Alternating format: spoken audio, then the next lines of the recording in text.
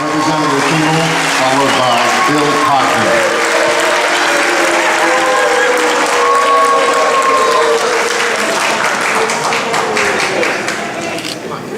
Members of the Energy Facility Siting Board, thank you for being here this evening.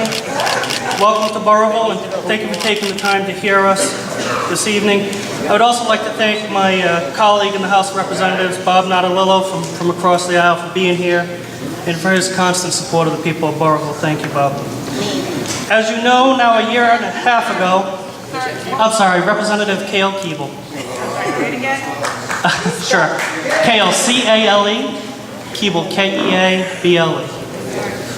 As you know, now a year and a half ago, Senator Foggy and I sent to you written correspondence setting forth a few of the reasons why we oppose siting of this monster power plant in the woods of Burrillville. This evening, I would like to focus on the statutory mandate set forth in General Law 4298-11B3, that the board shall issue a decision granting a license only upon finding that the applicant has shown, the burden is on the applicant here, not us, that the proposed facility will not cause unacceptable harm to the environment. There is absolutely no way that Invenergy can meet that standard. We all know this. This very issue was decided previously when the same site was examined for the Ocean State Power Plant. Director Coy, who has done so much good work for the state and who I have enjoyed working with very much, has effectively said as much in the past.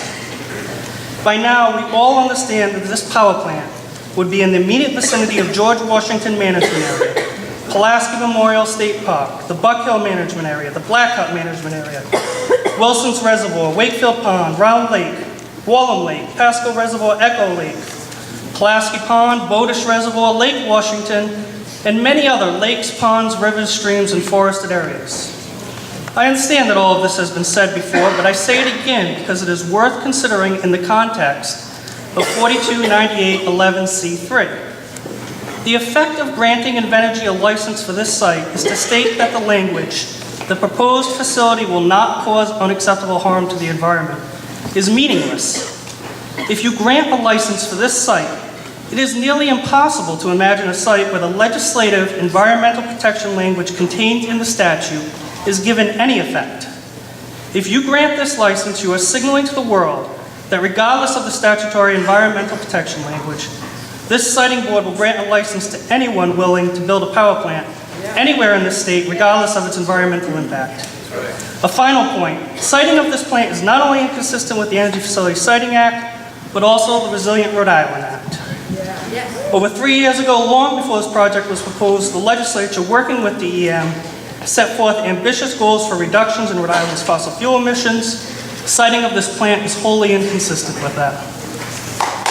Thank you, Representative Kimball.